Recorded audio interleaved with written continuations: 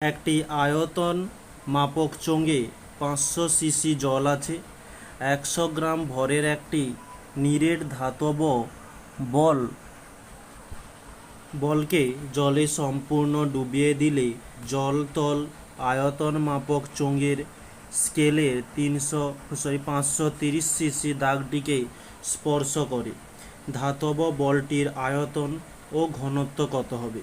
তো আমাদের প্রথমত যে তরলটি ছিল, তো সেটিকে আমরা বলি প্রাথমিক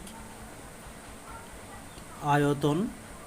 যখন তার মধ্যে বলকে প্রবেশ করানো হয়নি, সেটাকে আমরা V1 দ্বারা চিহ্নিত করি, সেটা বলেছে 500 সিসি।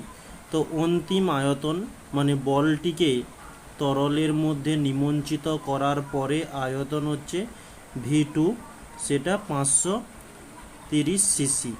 এবং ওই বলটির ভর বলেছে যেটি যে M সমান 100 গ্রাম। এখন আমাদের বলছে ধাতব বলটির আয়তন ও ঘনত্ব কত। তো আমরা এখানে করতে পারি যে ধাতব বলটির আয়তন আমরা VB দ্বারা চিহ্নিত করি। তো এটা আমরা কিভাবে নির্ণয় করব? তো V2 থেকে V1 মাইনাস করলে পেয়ে যাব।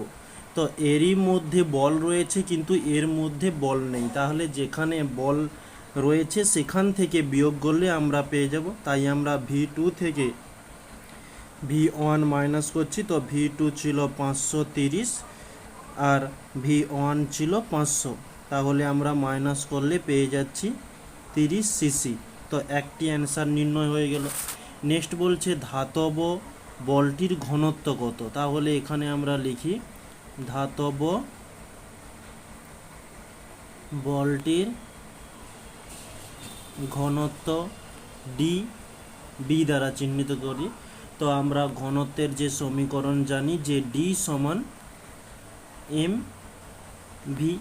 এখানে m এর মান 100, v এর মান আমাদের বেরিয়েছে যে 30 সিসি। বলটির v এর মান 30 সিসি বেরিয়েছে। তাহলে 0 0 কেটে গেল, 10কে 3 দিয়ে ভাগ করলে আমরা পেয়ে যাব 3.33 করে চলতে থাকবে। আর 100 গ্রাম ছিল, তাহলে আমরা গ্রাম পার সিসি বলতে পারি। এটাই হচ্ছে আমাদের অ্যান্সার।